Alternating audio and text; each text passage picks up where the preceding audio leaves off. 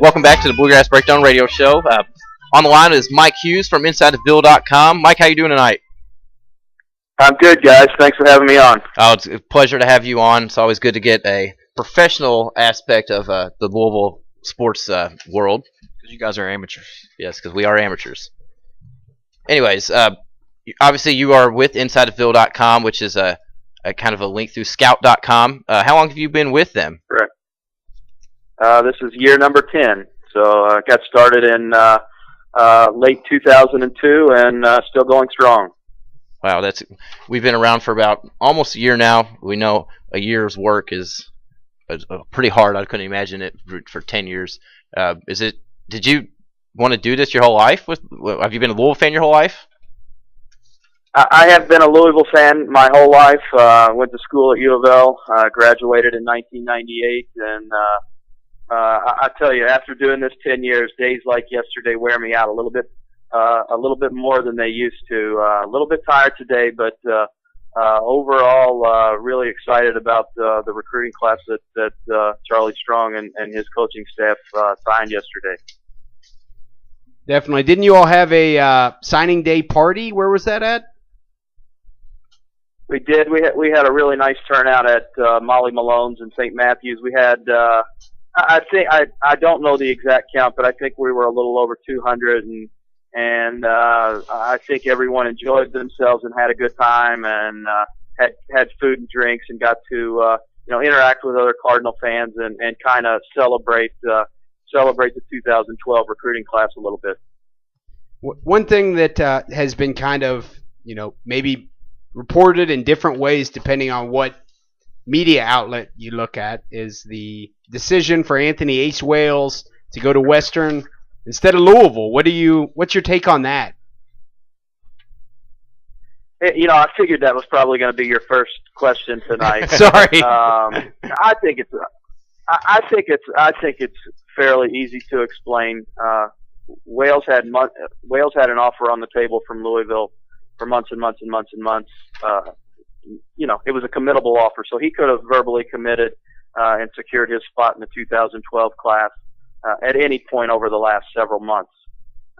It got a little bit late in the game. Louisville put a deadline on him. They wanted him to come out and announce publicly. He didn't do it. They extended the deadline, gave him a very firm timetable when he needed to make a decision. And he still didn't do it, and he knew if he didn't do it by that time, they were going to go after another running back.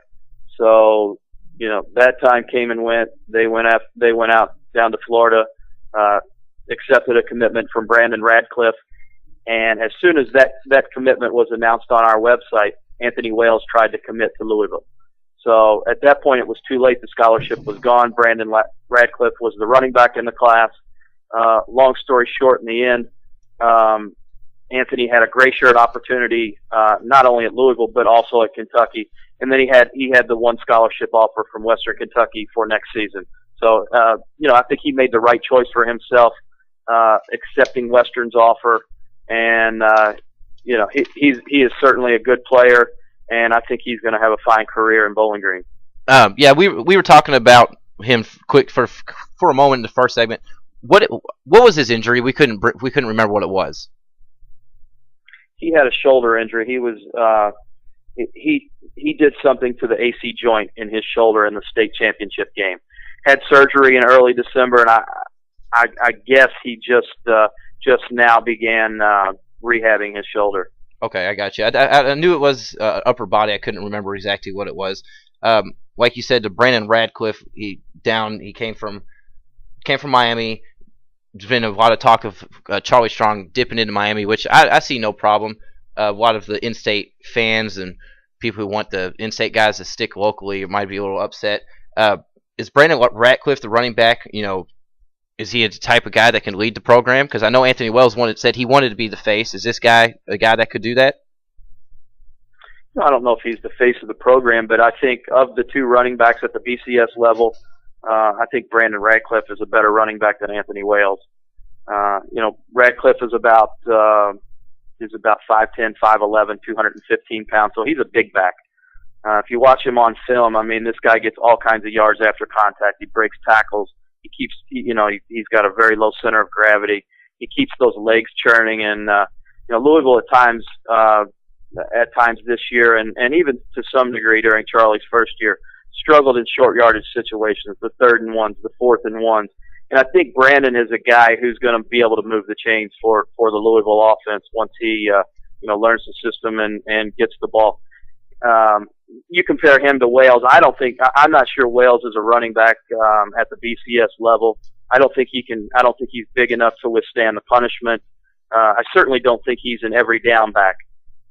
Having said that, I do think Brandon Radcliffe is all of those things. So I think Louisville got an outstanding running back in this class. I think he's not only is he undervalued nationally, I think he's a little bit underrated even at a 3-star on Scout.com's network.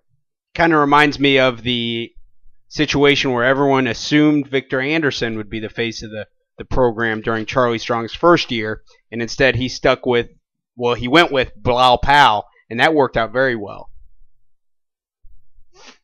Yeah, no question. And I don't get all the I don't get into all this local bickering and drama, but Louisville's had a lot of successful local players at the University of Louisville. I mean, just in recent years, you think about Michael Bush and Brian Brom and Earl and Dexter Heyman, Devontae Parker, Mario Uridia. To think that Louisville doesn't succeed and help the futures of local guys, I'm not sure where that misconception comes from, but certainly Louisville has always tried to build their program and have their foundation of their program built around local guys. I think as a Louisville fan, I'm kind of taking it as maybe a signal that Charlie Strong's maybe sending out. If you want to get with us, commit to us when we offer you. So maybe down the road, maybe someone like James Quick, something like that, will actually commit and won't really play the recruiting game so much. What do you think about that? I think now going into his 3rd year, people know that Charlie Strong's word is good. If he tells you he's going to do something, I think you can take his word to the bank. So I think you make a very good point. Go back to the DeMarcus Smith situation. I'm sure Charlie didn't like how that worked out. I think he was very clear with Anthony Wales what the situation was. So I think from here on out, people know that he means business, and when he gives you his word, you can take it to the bank. What other player from the class stands out to you as a real, maybe a potential big-time impact type of guy? I think they got several of those impact guys on the defensive side of the football. You start with the 4-star linebackers, Keith Brown, Nick Dawson, and James Burgess. You go to the defensive line, I think they got impact guys in Sheldon Rankins, the defensive end from Georgia. I think D'Angelo Brown, who led his team to a 15-0 record in the state title in the state of Georgia. I think he's an impact guy, and certainly when you look in the secondary, I think they got 2 outstanding playmakers in Gerard Holloman, who was a 4-star safety from Miami who went to prep school this year and is now enrolled at UofL attending classes, and Devontre Parnell, who is a 3-star cornerback from South Carolina. And if you watch him on film, I mean, he's absolutely unbelievable. He's got great size, and he's got another gear. He's very explosive, makes plays on the ball, and he's also a dangerous return guy. And when he turns the corner and gets in the open field, nobody catches him. He has the speed to pull away from people. And so I think this class, it may not be a sexy class. It may not have a Teddy Bridgewater or a Michael Bush or a Brian Brom, but this class, I think met Louisville's needs, not only at linebacker and on the defensive line, but I think they got a really solid offensive line class led by Abraham Garcia, a 6'6", 340-pound left tackle out of Miami. And, I think they also needed some help at tight end, some guys who could come in and play immediately. I think they got 2 of those guys in Larry Jefferson, a freshman, and also junior college transfer Ryan Hubble, who's already on campus and looks very impressive in his film. So I think they met their needs, and I think this is a class that will propel Louisville to Big East titles and BCS bowl bids, the next couple of years. Yeah, I will agree. Being the Kentucky fan here, I do think Louisville will be the team to beat in the Big East, regardless of Boise coming in. You did answer my next question of filling needs. It looks like Louisville did fill what they need for the upcoming year. Grade the class. Would you give them a B, a C minus? What would you give them? No, I give it an A. You give it an A? I mean, they had some very specific needs, and they got all the guys that they wanted. They lost two guys yesterday that they wanted. One guy was DeQuan Ivory, a big defensive tackle, but they signed two defensive tackles in this class, in Pedro Sabia and D'Angelo Brown. D'Angelo Brown was actually the number one guy on their recruiting board, and they had him locked up going into yesterday and signed him. So no, I give it an A because they had very specific needs. They needed offensive line help. They needed defensive line help. They signed 8 guys on the line. They needed help at linebacker. They got 3 4-star guys, and they needed help at tight end. They got they got the 2 guys I mentioned. They got Hunter Bowles from Glasgow, who is a fantastic looking specimen, a great blocker. He's more of a down the road guy, and they also got a transfer from the University of Florida, who you Kentucky fans may remember caught that 46-yard touchdown pass against the Wildcats this year in Commonwealth Stadium. Who didn't He'll catch sit touchdown? out, but he was rated the number 3 tight end in America coming out of Palm Beach Dwyer a few years ago. So I think not only did they meet their needs, they got outstanding talent to meet those needs. So yeah, no, I give this class an A. That's great. We were talking earlier, both being a Kentucky fan. We think both these teams did well in the recruiting standpoint. Kentucky pulled some guys that they weren't expected. I don't know how much you kept up with them at all, if at all. But I think this is what the state wanted fan-wise. Hopefully it turns out on the field. I don't really want to change the subject. I'm kind of interested in the football, not being a football guy, but basketball, they've been off for the past week. They won 4 of the last 5 games. They've got a tough stretch of the schedule coming up, 2 versus Syracuse, and they got to go to UConn, then they have West Virginia as well. Where do you think this basketball team is going to end up? I think they've kind of turned the tide from their little down stretch they had. We'll see. I think they've got depth issues, so they're going to have to stay healthy, and they're going to key guys. Anybody really, because of the lack of depth, they're going to have to stay out of foul trouble. And I'm not sure what to think about this team right now. They went through a rough patch. They've won their last 3 games, but you have to question, who they beat, whether or not they're on the right track or not. I think we're going to find out soon. They should win Saturday at home against Rutgers, and then Monday night they've got a big game against UConn. So I think we'll know more about this team after next Monday's game against the Huskies. Do you anticipate Wayne Blackshear getting any time soon?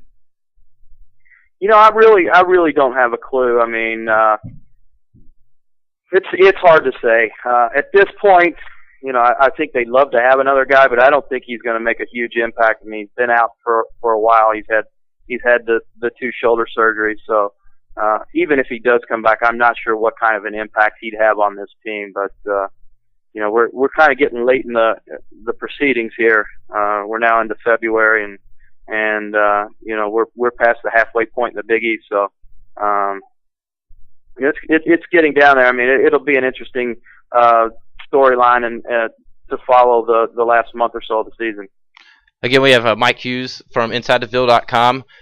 Before we let you go, just obviously we hit with all National Signing Day news from yesterday, and just quickly on the basketballs, this is the Bluegrass. Where, in your mind, where will Louisville end when season's over?